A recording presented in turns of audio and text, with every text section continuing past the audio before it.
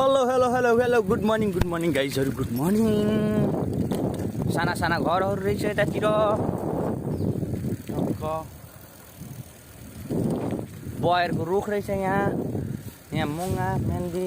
यहाँ मान्छेहरु यसो त्यसलाई साफ गरे होला सायद। यहाँ जंगल भित्र पस्न दिदैन होला है।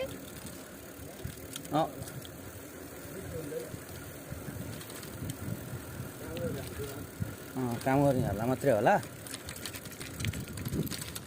कामी तेल भिसा लाएर आयो भने यस्तो रहेछ, मल हाल्दो रहेछ यसरी। तेल भिसा हेऱ्यो होला त्यहाँ त्यस्तै। कहाँ यो नेपालमा जान्छ त?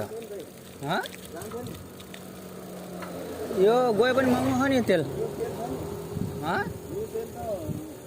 युरोपतिर जाने तेल हो क्या?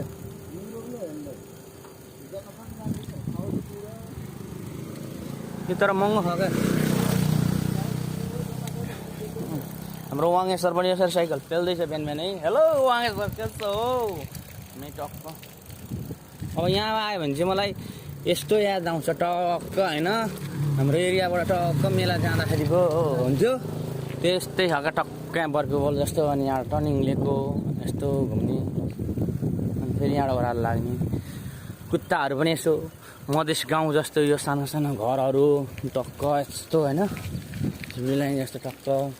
अनि यसरी आन्टीहरू यसरी बसिरहेको दच्छ यस्तो छ है। यस्तो रमाइलो छ यतातिर आयो भने चाहिँ। आफ्नै गाउँघरतिर जस्तै, गाउँघरबाट बजार हिँडे जस्तै यस्तो सानो सानो होटलहरू जस्तो मान्छेको घरै हो। तर यो होटल अगाडि छ यहाँ यस्तो टक्क गाछीहरू पनि है। मजेदार है, मजेदार। इधर देखो भाई लोग सब ऐसा है, इधर छोटा छोटा घर। बहुत अच्छा लगता है इधर का वातावरण।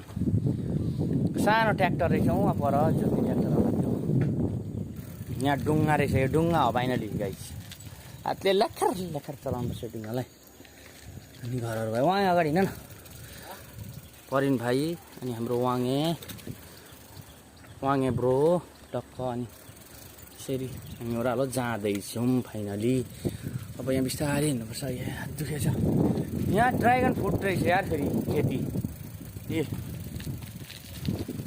यता ड्रागन फ्रुट